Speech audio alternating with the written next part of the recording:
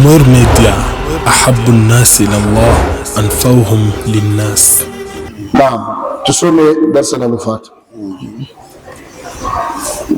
Babu al-hilm bikasri al-ha. Babu al-hilm wa anatu wa rifq. Naam, mlango muhimu sana.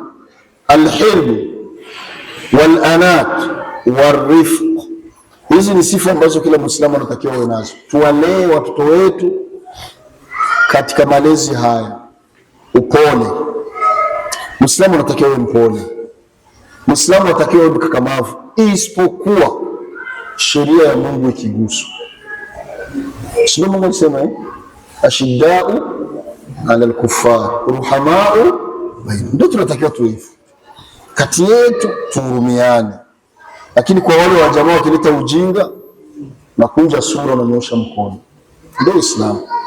Huyo ndio ukweli. Hatutabadilisha aya, ni hivyo, lakini haijamaanisha kwamba tuwaonee. Hapana, sawa jamani? Hapana.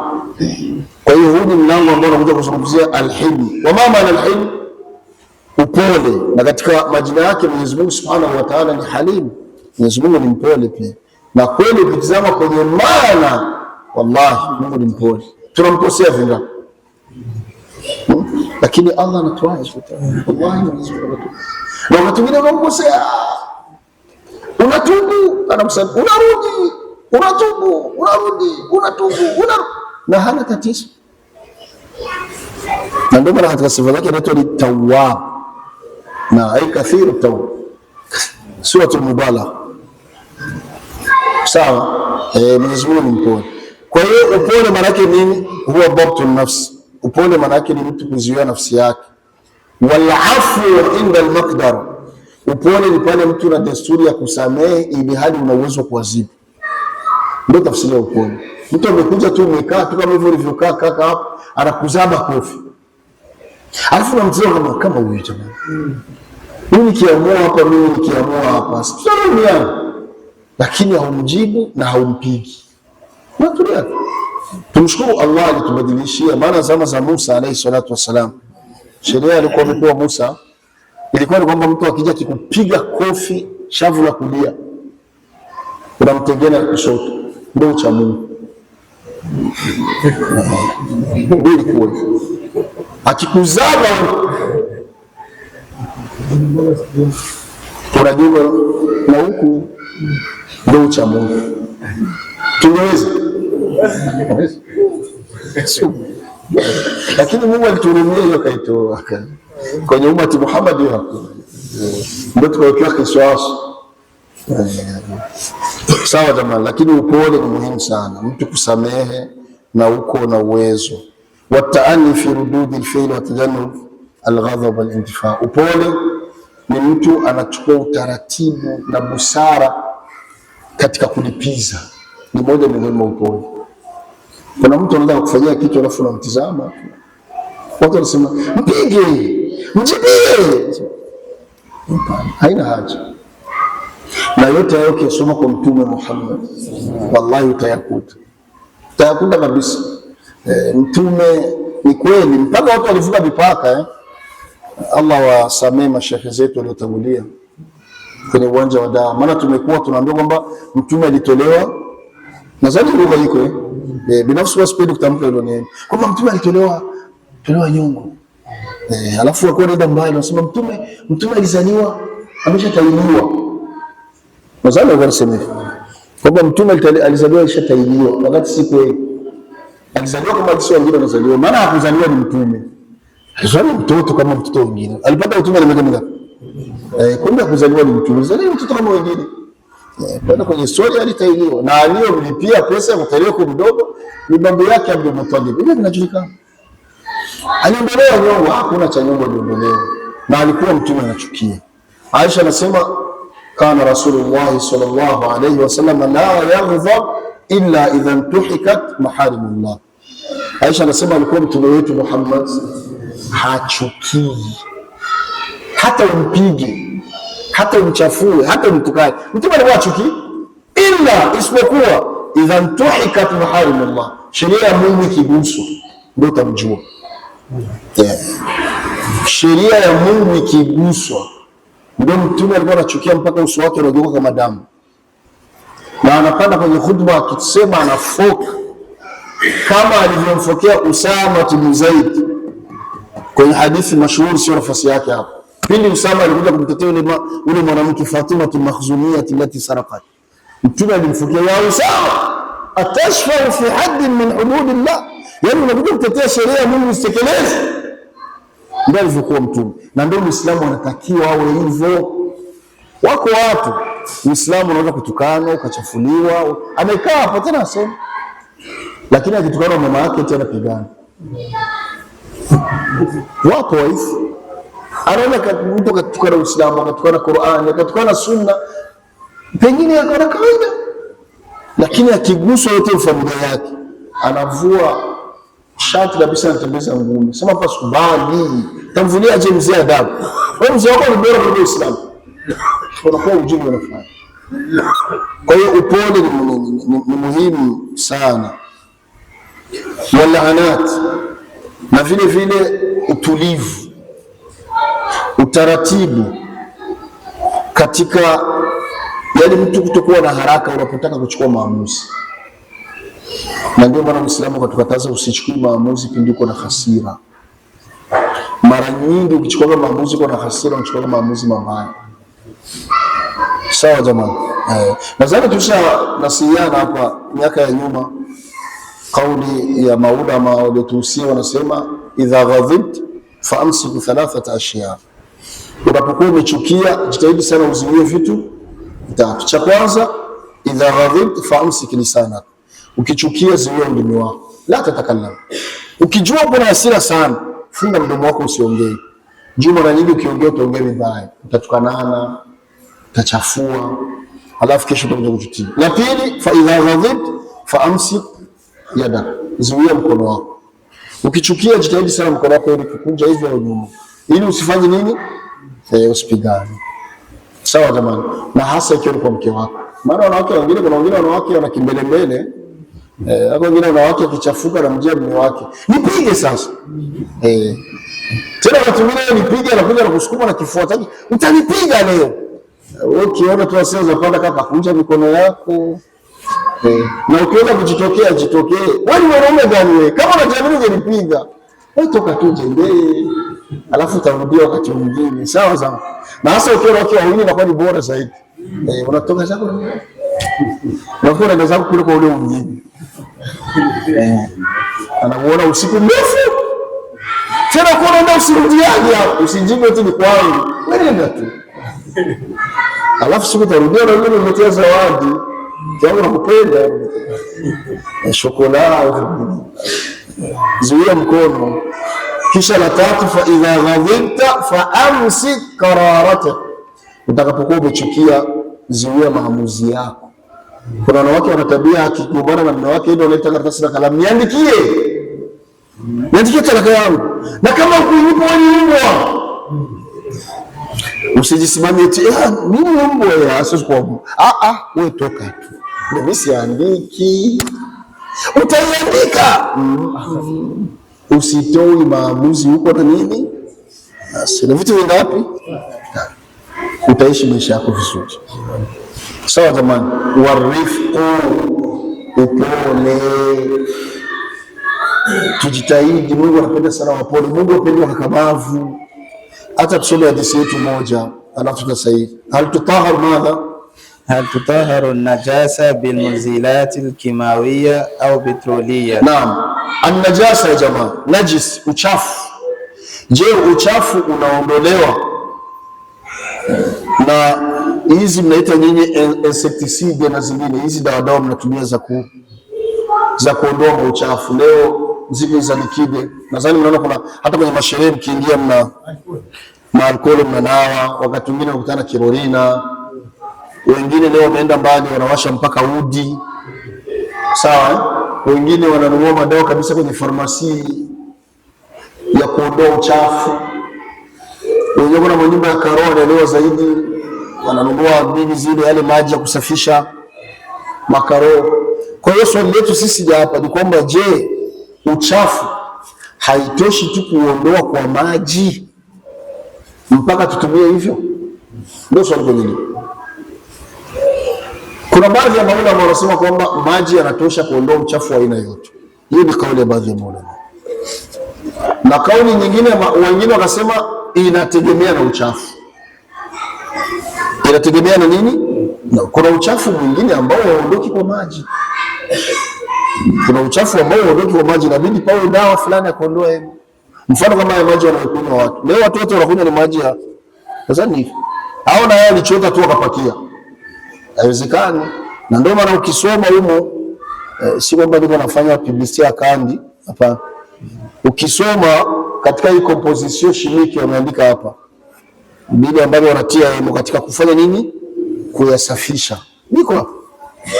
Ingawa kuna watu wengine ndio tena wanakujaga kule maramvya na mabido. Wanachota hivyo kwa bidongo, wanasema maji ya maramvya ni. Wanasema gani hivyo? Eti ni matamu. Hivi maji kawaida yanakuwa matamu kweli. Na katika sifa ya maji mazuri kisheria, almau tahur huwa anakuwa ameeneza sifa hizo tatu. Sifa ya kwanza ya maji masafi, hayana rangi. Kwa hiyo maji tukiyafungua rangi yake ni nyeupe. Kama hiyo kanzo umevaa jamaa. Ni rangi gani? Rangi ya mtu akiuliza rangi ya maji ni rangi gani? Kawaida ya maji hayana rangi. Kwa hiyo maji masafi hayana rangi, sifa ya kwanza. Sifa yake ya pili, maji masafi hayana harufu. Yaani nao ukiharusa hivyo utasikia harufu. Ndio maana unapokuwa unatawadha kaka, kitia mpinga ukasikia ni harufu labda ya maziwa au ya chai, hayo maji haijuzu kutawaza. Wala haijuzu kuyakoga kujitawarisha udhu mkubwa. Hata kama kwa macho unaona kuwa ni haijuzu. Sasa ni machafu. Sifa ya tatu baba, maji hayana onjo, hayana guu. Maana kuna hili bwana semaga maji ni matamu, maji yatakuwa matamu yalikuwa sukari. Fuzikani. Kwa hiyo kitia maji ukasikia yana sukari, hayo hapana. Isipokuwa yale ambayo ndio asili yake. Kuna maji ambayo alivyoumba Mungu asili yake yana chumvi. Si hapo? Maji ya maocean mengi tu, ukienda kwenye Ocean Indian, kule Dar es Salaam, ukienda kwenye Red Sea, Mer Rouge, yale maji ni eau salée, yana chumvi. Usije useme haya tutawazi, hapana, ndio asili yake yalivyoumbwa na Allah. Haya ina chumvi. Ndio asili yake. Lakini yale nyumbani kule labda amepita mama watoto na nini, bahati mbaya chumvi imemwagikia yeye. Anaambia hayo yatafua, yatakoropa, lakini hayo hatuyakogi kwa kujitawarisha wala hatutawadhi. Kwa sababu tayari pamengemo kingine. Kwa hiyo swali letu ni hilo. Naam. Ana Abi Hurairah radhiyallahu anhu qala, sahaba mtume wetu Muhammad anasema nini? Bala arabi fi masjid. Hii hadithi ni maarufu kwa watu wengi. Bala arabi fi masjid. Aliingia bedui mmoja. Tunaposema arabi sio Arab. Na hili ni tatizo lingine ambalo watu wanalo. Unaposema Arab au Arabi, mkifaransa mnaitaga ni campagnard au montagnard, yani mtu wa vijijini. Hata akiwa ni mweusi, mkiarabu mtu wa kijijini anaitwa Arab, mkiarabu. Yani villageois mnaita mwe. Mkinua mnaitaga kule Rwanda wanaitaga umuturage. Umuturage yani mtu wa kijijini ndio anaitwa Arab. Ama Arab al-ain wa ra, maana ndio Mwarabu.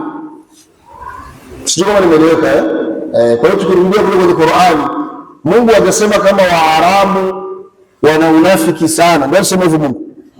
Alisema watu wa vijijini, al-a'rab ashaddu kufran wa nifaq. Alisema Arab, akusema al-arab. Maana mnapokuwa makundi yenu mnafutu tu. Hata Mungu alisema, akasema ni Waarabu ni wakafiri sana, na sio kweli. Hakuna tafsiri. Mungu akusema Waarabu, alisema wa vijijini. Yaani yoyote yule vijijini. Na ndio kawaida. Kwa nini? Ili kieleweke. Wakati ile Qur'ani inateremka, ulimwengu haujaendelea, watu wa vijijini walikuwa manake hawajasoma. Na tunaposema kusoma sio tu elimu, hata adabu, hata utu hawana. Na ndio maana leo kuna tabia, ukionekana mwenzako una tasarufati ajiba, yani misimamo ambayo haieleweki, kwa wakati watu wanakushtukia tu, na unatoka mlima gani wewe? Nadhani zile wasipo kwa sababu yani kuna karakteri sio za mjini. Hautamwona mtu anachomekea koti boma kostime, anachomekea kostime, yani hata ukimwona ora kama utafungwa na anakujibia elikani kuhanje si ya kwao. Kwa hiyo ni hao. Sasa alikuja huyu mmoja wa kijiji, zama zile Madina ndio mjini ndio mvile, hakuna mtu anamjua jamaa. Katoka zake vijijini kaja. Msikiti wa Mtume ulikuwa na mlango na madirisha, lakini sio vya kufungwa, yani mlango na madirisha vya kuingilia, yani iko wazi kiasi ambacho hata wageni walikuwa wakija usiku, wanaofika Madina walikuwa wanauliza tu aina almasjid, msikiti uko wapi? Wanaelekezwa kwenyewe huko. Mtu anakuja, kama kuna maji anatawaza, kama ni adabuni anaingia, kisha anaingia msikitini, anapiga sura zake, akimaliza analala, kwa sababu msikiti ndio ulikuwa makani istiqbalul wufud, ndio ulikuwa kama sala reception kupokelea watu.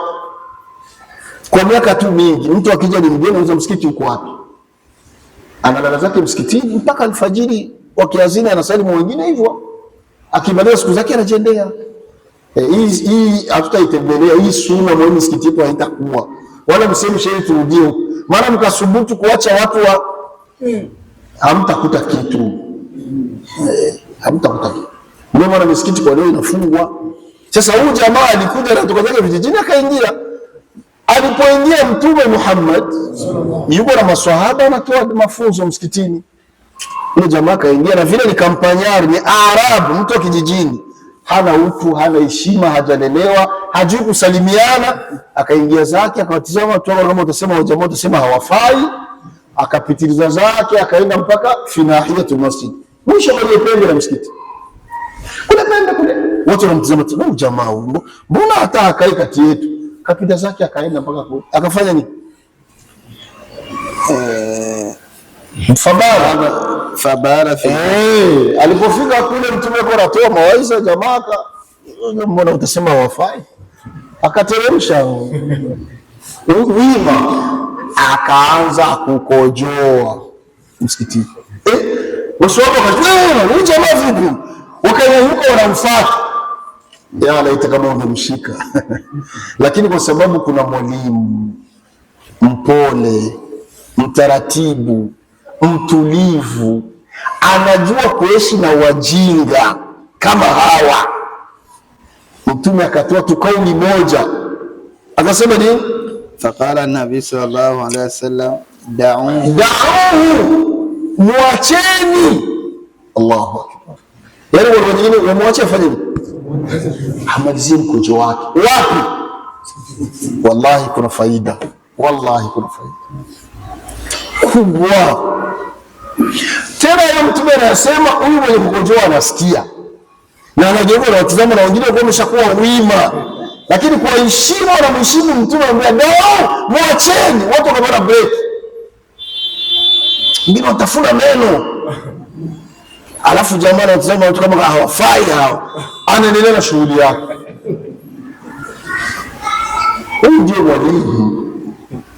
Hapa kuna faida, miongoni mwa faida kubwa walizungumzwa na chuoni, ziko nyingi. Faida ya kwanza, Mtume wetu Muhammad sallallahu alaihi wasallam alitaka kutoa mafunzo ya dawa kwa huyu Arabu, kampanya, huyu village, huyu mtu wa vijijini. Mtume alimwambia tu mjinga haelewi, inabidi afunzwe. Sawa jamani? Kwa hiyo kumfunza hapahitaji ngumi na nguvu na tumfunze kwa busara na hekima. Hilo ni moja. La pili, alhilmu, uhuruma wa Mtume wetu Muhammad. Uhuruma unakuja wapi? Mtume alielewa huyu akimfuata na hii spidi patatokea moja katika vitu viwili. Ima ataona nisije kupigwa bure, atarudisha zakari yake kwenye nguo yake, yaani kwa lugha nyingine atakakatikiza mkojo wake, afanye nini? Atoke zake. Na ukikatikiza mkojo hujaumaliza, kuna madhara kwenye afya yako, na ile Mtume analijua. Huyu ataumia. Mtume ni mwalimu, ni profesa, kumbe mwacheni amalize ili asije akaumwe. Moja hiyo. Tatu, wanasema maulama, Mtume aliogopa madhara makubwa kuliko yale ambayo maswahaba wanayaona. Maswahaba madhara wanayaona, huyu jamaa anachafua msikiti, lakini anauchafua wapi? Kwenye pembe kule kwa kujoa. Mtume akaogopa makubwa, wakimfuata anaweza akaenda anakimbia, yuko anakojoa. Matokeo ule mkojo ambao ungekuwa sehemu moja utafanya nini? Utasambaa na kutapakaa sehemu kubwa msikitini. Haya ni madhara makubwa. Kumbe acha tutosheke na haya madhara madogo. Kuna wakati hali inalazimisha hivyo, kwenye dini inalazimisha, kwenye mali inalazimisha, na kuna wakati pia inalazimisha hata kwenye afya ya mtu. Kuna wakati inalazimisha, na hapa ndipo nakuja kaida ya usul ambayo nasema ittikhadh akhafu dararain, kugusa au kutekeleza madhara madogo pindi ambapo hakuna jinsi ukwepe madhara ya aina mbili. Yaani ili ufike kwenye lengo ni lazima utatekeleza moja mwa haya madhara mawili. Dini inasema lazima utekeleze kile ambacho kina madhara madogo. Kwa mifano ilikuwa hai, ili paeleweke. Kunako mali, wale ambao walikuwa mabaharia baharini au walitumika na maboti na mitumbu wanaelewa zaidi. Inapokuwa bahari imechafuka na waliobebwa mle ni mtumbu au meli, mna abiria na mna mizigo, na pengine mizigo ya thamani, bahari inachafuka, ikaonekana kwamba hatari ya kuzama ni kubwa, wao wanafanya nini? Wanatupa mizigo. Na inajulikana kutupa mizigo tayari kuna nini? Kuna ruhombo, kuna pete. Lakini kwa sababu kupoteza hii mali ndio ni madhara, lakini ni madogo kuliko kupoteza maisha ya watu. Panaeleweka? Kumbe afadhali mali ipotee, pengine tutaipataga hata nyingine. Watu wanatupa. Ndio zani natokea. Inatokea kwenye afya. Kina mama wanapokuwa wanajifungua, daktari anayemzalisha akagundua kama haiwezekani huyu mtoto apite kwenye njia ambayo ni salama, njia ni ndogo. Kuna wakati inatokea hii njia ni ndogo, wamejaribu kujitahidi na yote ni ndogo, lakini ni lazima huyu mtoto afanye nini?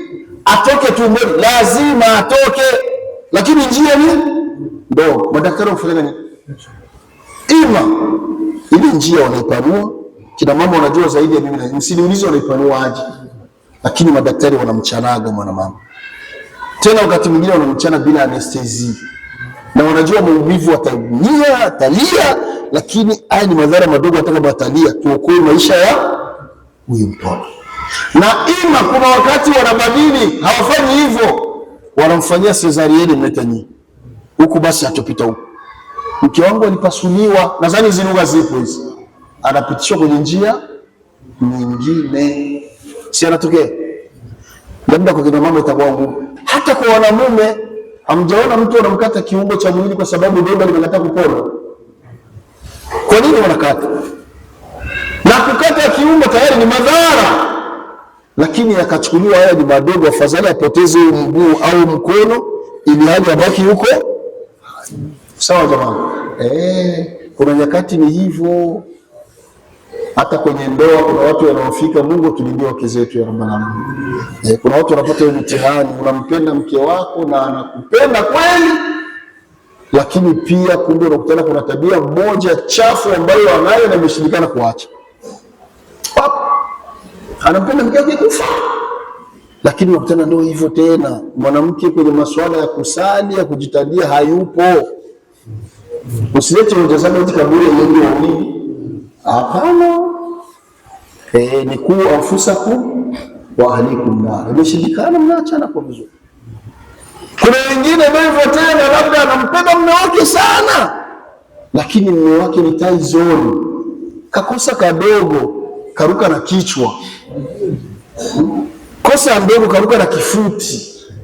Unakuta mwanamke tayari aliolewa na macho mawili na jicho moja, meno mkinywa hayaelei, wakati mwingine mbavu kuna zilisaga vunjwa, na ndio atakuua huyo, lakini nampenda wewe.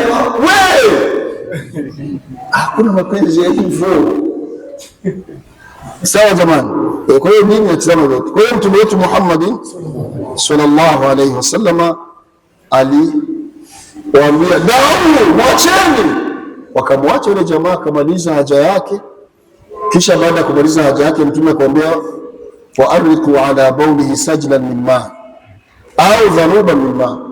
Kisha mtume akatoa amri akasema, pale alipokojoa pale kamimineni yeko maji, ndoo sajlan, ndoo ya maji, au dhanuban, gao la maji. Chukueni sehemu ya maji mkamimine pale, kwa sababu msikiti wa mtume ulikuwa ni changarawe, ulikuwa ni mchanga, sio carpet. Kwa hiyo kamimine tu pale maji basi. Na maswahaba wakubisha wakanyanyuka kwenda kumimina maji pale. Alafu yule jamaa ambaye tumesema ni mtu wa wapi? Wa vijijini, akawa anatoka zake anaenda. Sasa ameshamaliza. Yeye ndio ni kinyumba nyumba tu.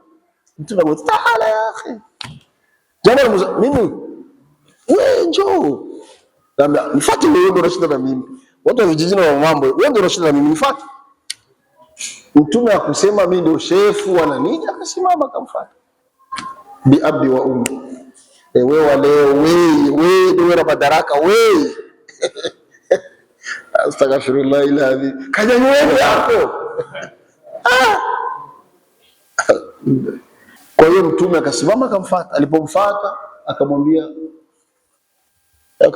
ya rajul, leo jamaa, amba inna hadhihi almasajid lam tubna li shay'an min alkadhab. Hii misikiti, kwanza jamaa yote msikiti ni hii misikiti haijajengwa kwa malengo ya watu kuja kukidhi haja zao. Ili jamaa shtua wa inma, lakini malengo ya kusudia bunia li dhikrillah, ilijengwa kwa malengo ya watu wao wanamtaja ndani ya Mwenyezi Mungu, wasalat, na wao wanasali, wa qira'atul Qur'an, na wafunzane Qur'an, sio juu machafu. Ndio jamaa kaelewa, ndio akili na ndio ndio jamaa wamesimama kuinuka, ndio anaelewa. Ule bwana akaiomba dua akasema, Allahumma firli wa Muhammad, Allahumma firli warhamni, Allahumma firli wa Muhammadan wala tarham mana ahadan, Allahumma firli wa Muhammadan, wala Allahumma nisamee mimi na huyu Muhammad. Hii nyingine ya farsi mtampiga, nisamee mimi na Muhammad, warhamni wa Muhammadan, na unihurumie mimi na Muhammad, wala tarham maana ahadan, na usimhurumie yote pamoja na sisi wawili kati ya jamaa. Fadhahika Rasulullah sallallahu alayhi wasallam hatta badat nawajidhu. Mtume Muhammad sallallahu alayhi wasallam aliomba hivi, mtume alicheka. Kwa hiyo hadithi tuna tabasamu, fadhahika, alicheka mpaka magemu ya mtume akaonekana. Kisha mtume akamwambia jamaa, laqad ihtadharta wasi'a, wewe unabana kitu ambacho Allah amejalia kuwa kipana. Kitu gani? Kwamba rehema ya Mwenyezi Mungu ni pana kwa viumbe wote. Iko aya na Qur'an inasema, wa rahmati wasi'at kulli shay, rehema zangu zimefika kila yamejalia watu wote. Huyu ni mimi na Muhammad, wala tarhamana ahadan, ongea pana. Mtume akacheka. Hii ni tabia ya kurudisha mtume, ilikuwa ni sababu ya jamaa kushahidia akawa Muislamu. Na ndio maana napenda kusema hivi, kama leo hawa ndugu zetu wa damu wengi wanachelewa kuingia ndani ya Uislamu, sababu kubwa ni tabia zetu mbovu. Baba zetu walikuwa wanatuambia, sijui kama wao tudanganya, lakini baba zetu wametulea, wanatuambia kwamba babu zetu miaka hiyo ilikuwa haiwezekani atumike na amtumikishe mfanyakazi wa uwani au shamba miaka 3 mpaka 5, isipokuwa mfanyakazi mwenyewe ataomba kuingia ndani ya dini. Sisi wa leo kuna nyumba wako wafanyakazi hata miaka 10, na kila akiambiwa kuingia Uislamu Abujali kivunja kikombe anakata mshahara, kijiwe kipotea anakata mshahara. Hayo ndio hapana, haingii. Kwa nini? Sababu chafu ambazo watu wako mpaka leo ndani ya nchi yetu kuna lugha inazungumzwa ambayo si nzuri. Wao wanasema idini ya Waswahili. Nadhani hiyo iko sana. Mimi nadhani tafsiri yao wanakusudia sio wasema Kiswahili. Sidhani kama ndio malengo. Wanaposema dini ya Waswahili, sidhani kama wanakusudia kwamba ni kuzungumza Kiswahili. Sidhani. Lakini wanazungumza kwamba ni dini la waongo, watapeli. Inawezekana kuna watu walisha watapeli. Ndio maana watu badilike jamani.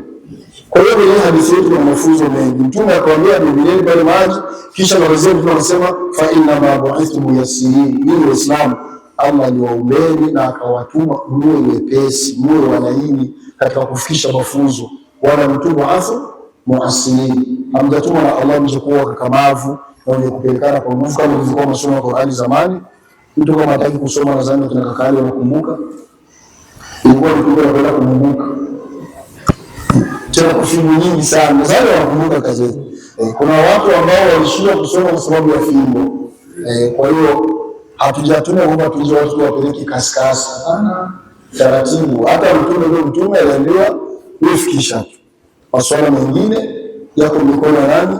Ya Allah subhanahu wa ta'ala. Kwa hiyo hadithi hii inajulikana na ina faida nyingi. Miongoni mwa hizo ni hiyo ambayo tumesema ni pale ambapo mtu anatakiwa atekeleze moja miongoni mwa mambo mawili pindi ambapo hakuna njia ya kukwepa. Sheria inasema tekeleza kile ambacho kiko na madhara madogo. Kwa hiyo majibu maana ndio wetu umekwisha ni kwamba si maji tu yanatosheleza kuondosha uchafu, ndio kauli raja. Na uchafu kama uchafu inategemea na namna ulivyo. Kwa wakati uchafu unakuwa ni maia, unakuwa ni likidi. Kama wewe tulisema haja ndogo, ikiwa ni likidi kuna namna fulani ya kuiondoa likidi. Ima kwa kutumia sabuni na maji, nadhani kila mtu anaelewa, hata mtoto akikojoa sehemu anabiswa afanye. Na kuna wakati inakuwa uchafu ni kitu ambacho unajua ukiwa mwili, yaani solid, kama haja kubwa mfano. Hawezi kila mtu akakojilia vile pale haja kubwa, eti ukaje ukadumia kwa maji. Tunadhani ndio ufanye. Kwa hiyo hapo ni kitu ambacho unajua unajua kiko na mwili kama solid vile, namna ya kutoa uchafu ni kufanya nini? Ni kukiondoa bila shaka. Chukua kipawa na nini hivi unajua uweze kuondoa. Na hiyo ni moja miongoni mwa ibada kubwa ambazo watu wengi wanaghafilika. Imatatul adha an-tariq. Unapokuwa na maudhi barabarani, kuondoa mmoja miongoni mwa sababu za bure ambazo kila Muislamu anatakiwa asitekeleze. Inshallah hadithi yetu imekwisha na kwa leo tunaishia hapa. Tunatoa azana, alafu baada ya azana tunasali. Ibn Nyamweru Media, ahabbu an-nasi ila Allah anfa'uhum lin-nas.